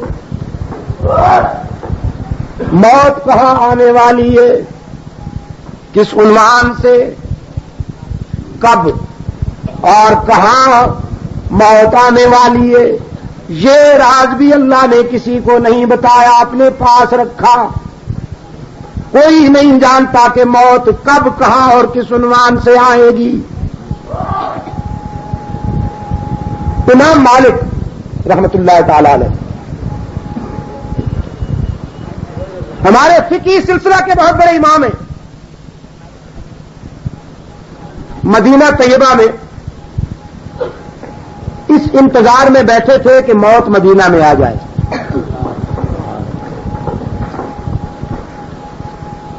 کچھ ایسے لوگ بھی ہوتے ہیں نا مدینہ میں موت کی تمنا کرتے ہیں کہ جنازہ ہمارا مدینہ کی گلیوں سے گزرے. آپ میری طرف دیکھیں حضرت، کچھ ایسے لوگ ہوتے ہیں اور کچھ وہ بد نصیب ہیں جن کی مدینہ منورہ میں مسجد نبوی کے امام کے پیچھے نمازیں نہیں ہوتی. مقدر کی بات ہے نا، ذوق کی بات ہے. بیچارے ہوٹل کے کمروں میں چھپ چھپ کے پڑھتے ہیں، لوگوں کو روکتے ہیں کہ ان کے پیچھے نمازیں نہ پڑھو، یہ وہابی ہے. اب داخلہ بند ہے نا، پہلے ایک کا اب پورے 32 نام لٹک رہے ہیں جدہ ایئرپورٹ پر. 32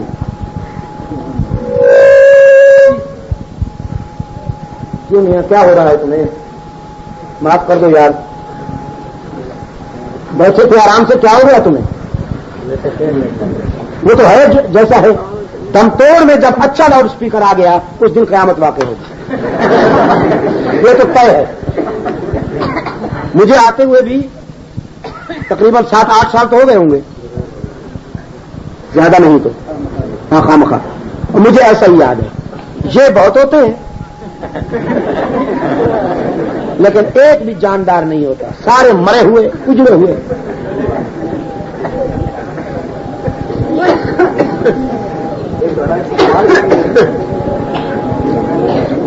ہاں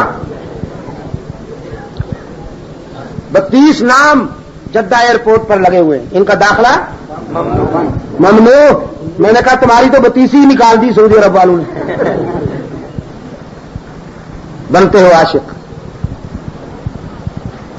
اس عاشق کو ڈوب مرنا چاہیے جسے معشوق اپنی گلی سے ہی بھگا دے. یہ نکلے نہیں، نکالے گئے ہیں. فرمایا بطواف کعبہ رفتم بحرم رحم ندادم، بطواف کعبہ رفتم بحرم رحم ندادم، درون درچ کر دی کہ درون خانہ آئی. بیت اللہ کے طواف کے لیے گیا لیکن حرم کے رضاکاروں نے دھکے دے کر باہر نکال دیا. کہنے لگا دور سے آیا ہوں، جبہ تو دیکھو، پان خوری سے ہونٹ سرخ کر کے آیا ہوں. خون شہادت سے نا، پان سے.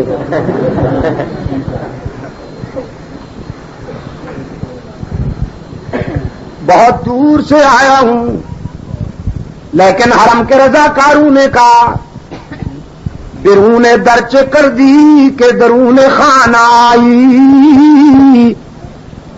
وہاں رہ کر تو فتوے دیتے ہو کہ حرمین کے اماموں کے پیچھے نمازیں نہیں ہوتی، تو یہاں کس منہ سے آئے ہو؟ یہ مخلصین کی جگہ ہے، منافقین کی نہیں. یہاں مخلصین کو بلایا جاتا ہے اور سیاسی بیماروں کو بھگایا جاتا ہے. عزیز دوستو، کیا عرض کر رہا تھا؟ امام مالک مدینہ طیبہ میں اس آرزو میں بیٹھے کہ موت مدینہ میں آ جائے. حج کا موسم آ گیا، چاہا حج کراؤں، پھر سوچا کہیں راستے میں نہ مر جاؤں، کیونکہ اس زمانہ میں حج کا سفر تو مستقل آزمائش ہوا کرتا تھا. مدینہ طیبہ سے جب قافلے چلتے تھے مکہ مکرمہ کے لیے، ہفتوں کا سفر ہوتا تھا. تپتے ہوئے صحرا پر، اونٹوں پر، خچروں پر، پیدل خرد و نوش کا سامان اٹھایا ہوا. سورج حدت اور تمازت پھینکتا تھا، کئی لوگ راستے میں فوت ہو جاتے تھے. اب تو اللہ جزائے خیر دے سعودی عرب والوں کو، بٹوین مکہ اینڈ مدینہ جو انہوں نے موٹر وے بنایا ہے، شاہراہ بنائی، تو رویا 3-3 4-4 موٹریں پہلو بپہلو بھاگتی ہیں 120-130 میل کی سپیڈ پر. 3 گھنٹے میں آپ مدینہ سے مکہ اور مکہ سے مدینہ آ جائیے. اور ان لوگوں کا حسن ذوق دیکھیے کہ انہوں نے یہ موٹر وے اور یہ سڑکیں ان زاویوں پر، ان خطوط اور ان نقوش پر بنائی ہے جن خطوط پر نبی و صدیق نے ہجرت کا سفر کیا تھا. اس لیے اس کا نام ہی انہوں نے طریق ہجرت رکھا ہے، شاہراہ ہجرت. تو امام مالک رحمت اللہ علیہ سوچنے لگے کہیں راستے میں موت نہ آ جائے. استخارہ کیا، سرکار دو عالم صلی اللہ علیہ وسلم کی زیارت نصیب ہو گئی. استخارے میں عرض کرنے لگے اللہ کے رسول، مدینہ میں موت کی تمنا ہے، حج کا موسم آ گیا، چاہتا ہوں حج کراؤں، کہیں راستے میں مر تو نہیں جاؤں گا؟ میری زندگی کے کتنے دن باقی ہیں؟ سرکار دو عالم صلی اللہ علیہ وسلم نے یوں اشارہ کر دیا اور امام مالک کی آنکھ کھل گئی. آنکھ کھل گئی تو ماتھا پکڑ کے بیٹھ گئے کہ یہ 5 انگلیوں سے مراد 5 سال ہیں، 5 مہینے ہیں، 5 ہفتے ہیں، 5 دن ہیں یا 5 گھڑیاں ہیں؟ سمجھ میں نہیں آ رہا. تو خواب کی تعبیر بتانے میں عالمی شہرت رکھنے والے علامہ محمد ابن سیرین رحمت اللہ علیہ مدینہ طیبہ میں تشریف رکھتے تھے. خواب کی تعبیر بتانے میں اللہ نے بہت بڑی فراست بخشی تھی. ابن سیرین رحمت اللہ علیہ کو. ایک آدمی نے خواب عرض کیا کہ حضرت میں نے دیکھا کہ میری چارپائی کے نیچے شعلے بھڑک رہے ہیں. فرمایا جلدی جاؤ گھر سے بچوں کو سامان کو نکالو شاید تمہارا گھر گرنے والا ہے. وہ آیا, اس نے سامان اور بچے نکالے, مکان گر پڑا. چند مہینوں کے بعد ایک اور آدمی آیا, اس نے عرض کیا حضرت میں نے دیکھا ہے چارپائی کے نیچے شعلے بھڑک رہے ہیں. ابن سیرین نے فرمایا جلدی جاؤ زمین کھودو جہاں تم نے دیکھا ہے, تمہیں زر سرخ ملے گا, دفینہ اور سونا ملے گا. اس نے زمین کھودی تو سونا مل گیا. لوگوں نے کہا خواب تو ایک جیسے ہے, تعبیریں بالکل مختلف. ایک نے شعلے دیکھے تو آپ نے نقصان کی خبر سنائی, دوسرے نے خواب میں شعلے دیکھے تو آپ نے خوشخبری سنائی. فرمانے لگے اصل بات یہ ہے کہ پہلے آدمی نے جو شعلے دیکھے تھے وہ شدید گرمی کا موسم تھا, اور گرمی میں آگ سے تکلیف پہنچتی. گرمی میں آگ کے قریب کون جا سکتا, تو اس کے لیے میں نے تکلیف کی تعبیر بتائی کہ تمہیں نقصان پہنچے گا. دوسرے آدمی نے جو شعلے دیکھے وہ شدید سردی کا موسم تھا, اور سردی میں تو آگ اللہ کی نعمت ہے. ہاں جی, ادھر یہ آپ کے کاغان کی طرف, ادھر کالام, یہ چترال اور گلگت کی طرف جب برف باری ہوتی ہے اور 7-8 فٹ برف جمی ہوتی ہے, اس وقت انگیٹھی کی قدر معلوم ہوتی ہے. آپ کے یہاں بھی تو میرا خیال میں برف پڑتی ہے, ہمارے ایک پٹھان بھائی شدید برف باری میں کانپتے لرزتے ہوئے جب اپنی جھوپڑی میں آئے تو انگاروں سے شعلے ناچ رہے تھے. دونوں بازو پھیلا کر انگیٹھی پہ بیٹھ گئے اور کہنے لگے اللہ میاں سے آج کتنا بڑا تیرا نعمت ہے, ہم کو دنیا میں بھی اس سے محروم نہ کرنا, آخرت میں بھی محروم نہ کرنا. تو سردی میں تو آگ اللہ کی نعمت ہے. ابن سیرین رحمت اللہ علیہ نے فرمایا دوسرے آدمی نے چونکہ سردی میں شعلے دیکھے تھے تو اس کی تعبیر میں نے بتائی کہ تمہیں خوشی ملے گی, راحت ملے گی, جس کی ایک صورت دفینے اور سونے کی بھی ہو سکتی تھی. امام مالک رحمت اللہ علیہ نے اپنا ایک نمائندہ بھیجا کہ تم جاؤ اور ابن سیرین رحمت اللہ علیہ سے خواب کی تعبیر پوچھ کر آؤ. تاکید کی کہ میرا نام نہیں بتانا, یہ نہیں بتانا کہ خواب کس نے دیکھا ہے. اللہ نے ان لوگوں کو یہ مقام عطا فرمایا تھا کہ وہ نمائش نہیں کرتے تھے, ریاکاری نہیں کرتے تھے, اپنے آپ کو چھپاتے. بہت کچھ تھے, اپنے آپ کو کچھ نہیں سمجھتے. ہم کچھ نہیں اور اپنے آپ کو سب کچھ سمجھتے ہیں, اور ہمارا نفس مغرور ہو گیا. تاکید کر دی میرا نام نہ بتانا, صرف تعبیر پوچھ کر آنا. امام مالک کا نمائندہ ابن سیرین رحمت اللہ علیہ کی خدمت میں آیا, خواب عرض کیا. ابن سیرین فرمانے لگے یہ خواب کسی معمولی آدمی کا تو ہو نہیں سکتا. علم اور تقوی کا کوئی بہت بڑا تاجدار ہی ایسا خواب دیکھ سکتا ہے, اور اس وقت مدینہ طیبہ میں امام مالک سے بڑا عالم فاضل تو ہے کوئی نہیں, تو یہ کہیں انہی کا خواب تو نہیں. جو تعبیر پوچھنے آیا تھا وہ کہنے لگا جی نام بتانا میرے اس میں نہیں ہے, میں نہیں بتا سکتا, اجازت نہیں ہے مجھے, آپ تعبیر بتا دیں. ابن سیرین فرمانے لگے خواب دیکھنے والے صاحب اپنا نام ظاہر نہیں کرتے, ہم اتنے سستے ہیں کہ آرام سے تعبیر بتا دیں گے. جاؤ اور ان سے جا کے کہہ دو جب تک نام ظاہر نہیں کرو گے ہم تعبیر نہیں بتائیں گے. یہ پیار اور محبت کی بات ہے. مجبوری تھی, امام مالک رحمت اللہ علیہ نے اجازت دے دی کہ جاؤ اور میرا نام بتاؤ. وہ آدمی دوبارہ آیا, عرض کیا انہیں کا خواب ہے.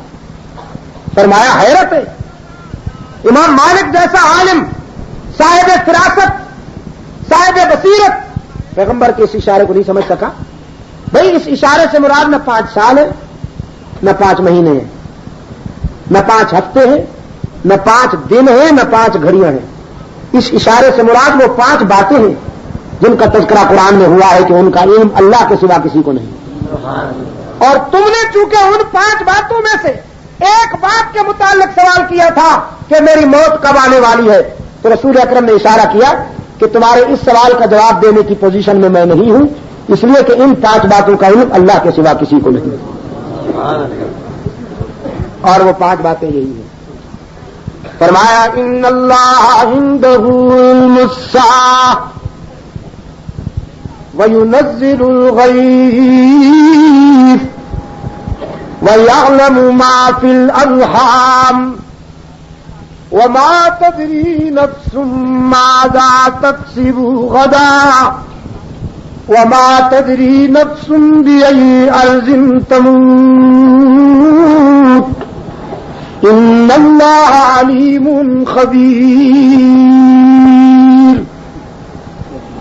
دوسرے مقام پر قرآن کریم نے اسی مفہوم کو ان الفاظ کے ساتھ بیان کیا، فرمایا وعنده مفاتیح الغیب لا يعلمها الا هو ويعلم ما في البر والبحر وما تسقط من ورقة إلا يعلمها ولا حبة في ظلمات الأرض ولا رطب ولا يابس إلا في كتاب مبين۔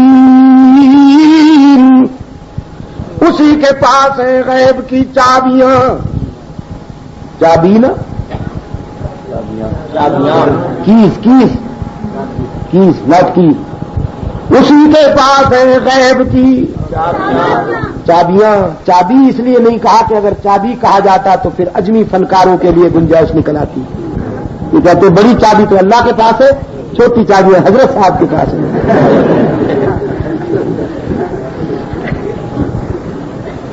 انہوں نے طے کر رکھا ہے کہ حضرت صاحب کو چھوٹا خدا بنانا ہے، اور ہم نے بھی طے کیا ہے کہ حضرت صاحب کو بندہ ہی رہنے دینا ہے، ٹھیک ہے نا حضرت؟ انہوں نے طے کیا ہے کہ حضرت صاحب کو چھوٹا خدا بنانا، اور انگریز پہ خدا کی کروڑوں لانتے ہوں، خدا کی کروڑوں لانتے ہوں انگریز بےایمان پر، اس نے گدی خدا بنانا، اور انگریز پہ خدا کی کروڑوں لانتے ہوں، خدا کی کروڑوں لانتے ہوں انگریز بےایمان پر، اس نے ان گدیوں کو فروغ دیا، ہاں، تاکہ لوگوں کے عقائد بیمار ہوں، وہ اللہ پر بھروسہ کرنے کے بجائے ان کی طرف جائیں، میدان جہاد کی طرف جانے کے بجائے قبروں پہ بھنگڑا ناچیں۔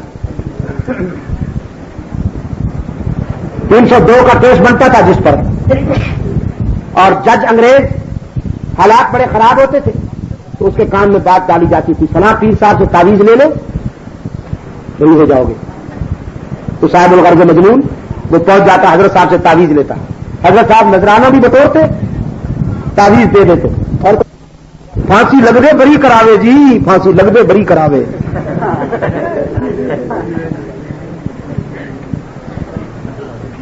پورے علاقے میں یہ خبر پھیلتی تھی کہ مشکلیں حل کروانی ہے تو حضرت صاحب سے تعویذ گندا لے لو۔ سازش ہے اسلام کے جذبہ جہاد کے خلاف ایک عظیم سازش، اور جہاد دینی زندگی کی روح ہے، دینی زندگی کی روح ہے۔ خدا نخواستہ ہماری قومی اور ملی زندگی سے جہاد کا جذبہ اگر کمزور پڑ گیا تو ہماری آزادی بھی خطرے میں ہے، ہماری سلامتی بھی خطرے میں۔ صحابہ کرام کی عظمت یہی ہے، اہل بیت عظام کی عظمت یہی ہے کہ انہوں نے اپنے کردار سے ہمیں جہاد کے راستے پہ ڈالا ہے۔ تو میں یاد کر رہا تھا کہ کچھ لوگوں نے یہ طے کیا ہے کہ ہم حضرت کو چھوٹا خدا بنائیں گے، اور اللہ نے ہمیں بھی جب تک زندگی دی انشاءاللہ ہم یہ ثابت کریں گے کہ حضرت صاحب بندے ہوتے ہیں، محتاج ہیں اللہ کے، سارا اختیار اسی کے پاس ہے۔ یہ مانگنے والے ہیں وہ دینے والا ہے، یہ رونے والے ہیں وہ آنسو پوچھنے والا ہے، یہ سوالی اچھے لگتے ہیں وہ غنی اچھا لگتا ہے۔ میرے عزیز دوستو، وعنده مفاتیح الغیب، اسی کے پاس ہیں غیب کی چابیاں۔ بار والوں پر غفلت آ گئی، اسی کے پاس ہیں غیب کی چابیاں، کوئی نہیں جانتا مگر اللہ ہی، وَيَعْلَمُ مَا فِي الْبَرِّ وَالْبَحْرِ، اور وہی جانتا ہے جو کچھ کے خشکی میں ہے، تر میں، بر میں ہے، بحر میں، سمندروں میں ہے، صحراؤں میں، ویرانوں میں ہے، آبادیوں میں، وما تسقط من ورقة إلا يعلمها. قرآن پاک نے وضاحت کی کہ اللہ کے علم کی وسعت کا یہ عالم ساری کائنات کے درختوں سے جب پتے جھڑتے ہیں تو کوئی ایک بھی پتا ایسا نہیں جو جھڑے اور اللہ کے علم سے باہر ہو. دھرتی کے سینے سے اگنے والا کوئی دانہ ایسا نہیں جو اس کے علم سے باہر ہو. ولا رطب ولا یابس الا فی کتاب مبین.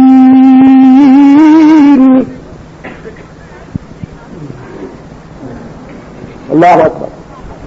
یہ طبیعت خراب تھی. جی ہاں کوئی بات نہیں. طبیعت خراب تھی اس لیے تقریباً 2 گھنٹے ہو گئے. تاریخ بدل گئی. ہم نے 8 تاریخ کو شروع کی تھی. 9 تاریخ وہ ہمارے اسلاف کی کچھ روایات ہیں نا کہ شاہ جی رحمت اللہ علیہ عشاء کے بعد تقریر شروع کرتے تھے, صبح تک جاری رہتی.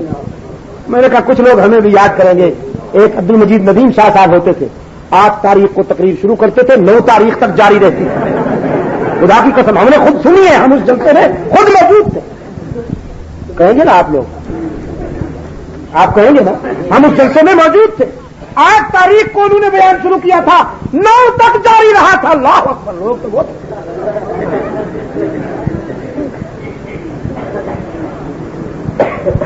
ہاں. میرے عزیز دوستو, اللہ نے ہمیں محض اپنے فضل و کرم کے ساتھ یہ ڈیوٹی سونپی کہ ہم اندھیروں کا تعاقب کریں اور قرآن کی روشنی پھیلائیں. دنیا کے 22 ملکوں میں اس وقت تک اللہ نے مجھے پہنچایا ہے. اس میں یورپین ممالک بھی ہیں, ویسٹ انڈیز کے جزائر بھی ہیں, افریقی ممالک بھی ہیں, ماریشس اور انڈیا میں بھی جانا ہوا, عرب امارات میں بھی. تقریباً 22 ممالک میں اس وقت تک اللہ نے پہنچایا ہے. اور پاکستان میں تو شاید ہی کوئی جگہ ایسی رہی ہو کہ جہاں بحمداللہ تعالی ہم نے اپنا فرض ادا نہ کیا ہو. زندگی کا مقصد یہی ہے کہ انشاءاللہ توحید کا پرچم اونچا رکھا جائے. شاہ شہید رحمت اللہ علیہ کی امانتیں, شیخ الہند رحمت اللہ علیہ کی امانتیں, شاہ انور کاشمیری رحمت اللہ علیہ کی امانتیں اور محمد الیاس دہلوی کی امانتیں, انشاءاللہ پوری ذمہ داری کے ساتھ ان کا حق ادا کیا جائے گا. بخاری کا مشن زندہ رہے گا. تو یہ بتا اللہ شاہ بخاری اللہ کی کروڑوں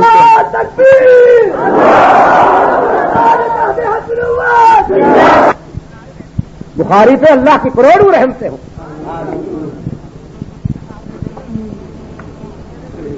اتنے درد دل سے کسی نے کہہ دیا. فرمایا جو ظلمات میں جگمگاتا رہا بخاری دلوں کو جلاتا رہا. کئی مار کے اس کے دم خم سے تھے بسامت کے پرچم اڑاتا رہا. سیاہ رات میں ضرورتوں کے چراغ خود اپنے لہو سے جلاتا رہا. اور گئے دور کی داستان وفا بعنوان ہمت سناتا رہا.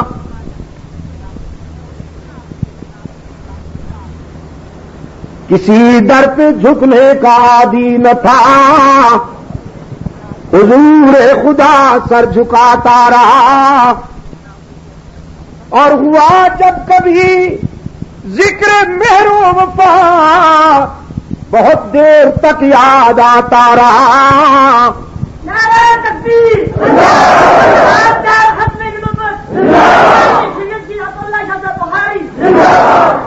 اللہ کی کروڑوں رحمتیں ہوں ان مردان حق آگاہ پر جنہوں نے ایثار کی خو ڈالی, جنہوں نے قربانی کی راستوں کو سنوارا. شیخ القرآن پہ اللہ کی کروڑوں رحمتیں ہوں. وہ شرک و بدعت کا ازلی دشمن قرآن جس کا اوڑھنا بچھونا تھا، قرآن سے جس کی یاری تھی، ساری زندگی قرآن بیان کیا اور آخری لمحہ بھی قرآن پڑھتے ہوئے گزر گیا۔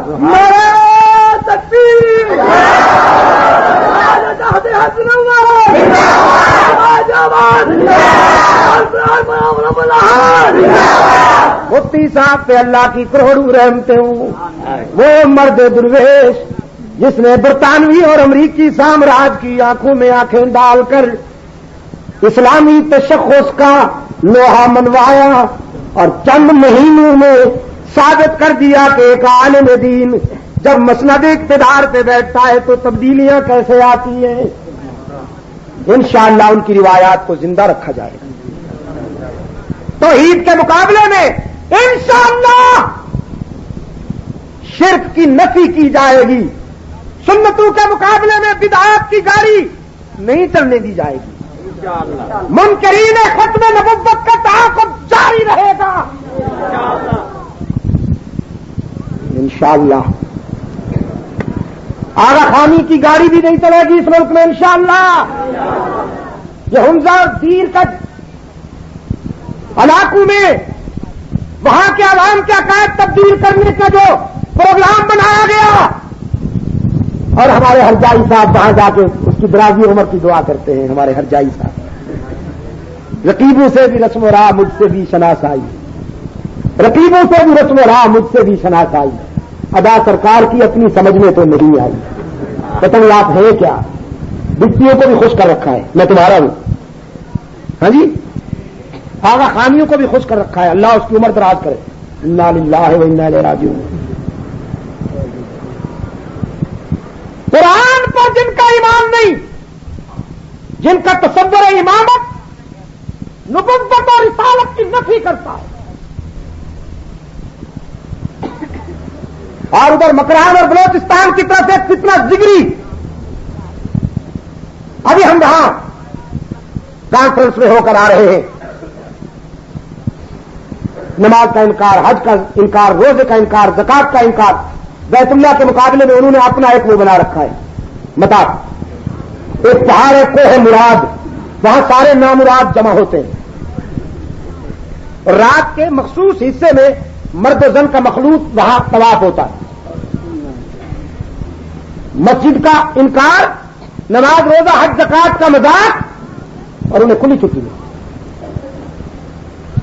عبد المجید ندیم کے لیے رکاوٹیں، پابندیاں، ہاں جی، آج جمعے کی نماز میں وا فیکٹری ہم نے آنا تھا تو وہاں کے دوست بتاتے ہیں کہ انتظامیہ والے یوں چکر کاٹ رہے تھے جیسے کوئی بہت بڑا ہائی جیکر آ گیا ہو،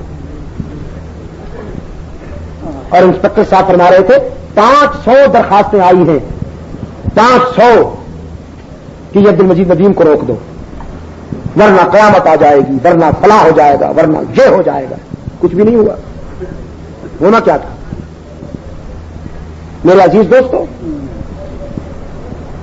میں صاف کہہ دینا چاہتا ہوں، جیسا کہ میں پہلے عرض کر چکا ہوں کہ اسلام دشمن طبقوں کو ایک نظریاتی مملکت میں جس کی بنیاد ہی لا الہ الا اللہ محمد رسول اللہ پہ رکھی گئی ہے، اس میں اسلام دشمن طبقوں کے لیے کوئی گنجائش نہیں ہوا کرے۔ آج عیسائیوں کو چھٹی ہے، وہ اپنی تبلیغ کر رہے ہیں، زگریوں کو چھٹی ہے، راخانیوں کو چھٹی ہے، قادیانیوں کے بارے میں بھی کچھ کسی اہم عہدے سے آج تک کسی قادیانی کو نہیں ہٹایا گیا۔ اسلم قریشی کا مسئلہ جو کا تم ہے، اور پابندیاں ہمارے لیے۔ چوروں کو چھٹی دو گے اور چوکیداروں پر پابندیاں لگاؤ گے تو ہوگا کیا؟ اللہ ہمیں توفیق دے کہ ہم اپنا فرض ادا کرتے رہیں۔ آپ ہمارے لیے دعا کیا کیجیے۔ میں بہت شکر گزار ہوں حضرت مولانا کا بھی، آپ دوستوں کا بھی، اتنی دور دراز سے اتنی بڑی تعداد میں آپ تشریف لائے ہیں اور میری گزارشات کو سماعت فرمایا ہے۔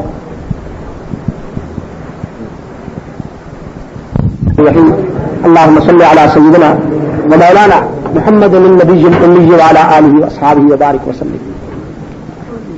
ربنا آتنا في الدنيا حسنة وفي الآخرة حسنة وقنا عذاب النار۔ ربنا ظلمنا أنفسنا وإن لم تغفر لنا وترحمنا لنكونن من الخاسرين۔ اللهم ثبتنا على صراط المستقيم اللهم زينا بزينة الإسلام واجعلنا هداة مهتدين اللهم نور قلوبنا بنور الإيمان وأحسن أخلاقنا بنور القرآن اے اللہ عالم اسلام کی مدد فرما مسلمان جہاں کہیں مظلوم ہیں اے اللہ ان کی دستگیری فرما صہیونی اور نصرانی سازشوں سے ملت اسلامیہ کو محفوظ و مامون فرما اے اللہ فلسطینی مسلمانوں کی مدد فرما افغانستان کے مسلمانوں کی مدد فرما بر صغیر کے مسلمانوں کی مدد فرما وطن عزیز کو قرآن و سنت پر مبنی آئین اور دور خلافت راشدہ کے مطابق منصفانہ طرز زندگی سے ہمکنار فرما اے اللہ تمام روحانی جسمانی بیماروں کو اپنے فضل و کرم سے شفا کاملہ عطا فرما آپ تمام دوست جو اس دینی پروگرام میں شرکت کے لیے دور دراز سے تشریف لائے ہیں اللہ تعالیٰ آپ کو بھی جزائے خیر عطا فرمائیں اور آپ کے اس جذبے کو اخلاص کو شرف قبولیت سے نوازے مولانا کا بھی میں دعا گو ہوں اور شکر گزار ہوں ان کی وساطت سے آپ دوستوں سے دعوت و تبلیغ کی نسبت سے ملاقات ہوئی مجلس تحفظ حقوق اہل سنت و جماعت جس کا میں ادنا سا رضاکار ہوں تحفظ ناموں سے صحابہ اکرام اور تحفظ ناموں سے اہل بیت عظام کے مشن پر ہم اپنی زندگیاں وقف کیے ہوئے ہیں اللہ تعالی ہمیں اپنے ان عظیم مقاصد میں کامیابی نصیب فرمائے اللہ ہمیں اس قابل بنائے کہ ہم صحابہ اور اہل بیت کے خلاف اٹھنے والی زبانیں اور قلم نہ چلنے دیں اس دھرتی پر دشمنان صحابہ اور دشمنان اہل بیت کے لیے کوئی گنجائش نہ رہے اللہ تعالی ہمیں وہ وقت دکھائے کہ جب حضرات صحابہ کرام اور اہل بیت عظام کا پیش کردہ نظام حیات ہم اپنی عملی زندگی میں نافذ کر سکیں وصلی اللہ تعالی علی خیر خلقہ محمد وعلی آلہ واصحابہ وبارک وسلم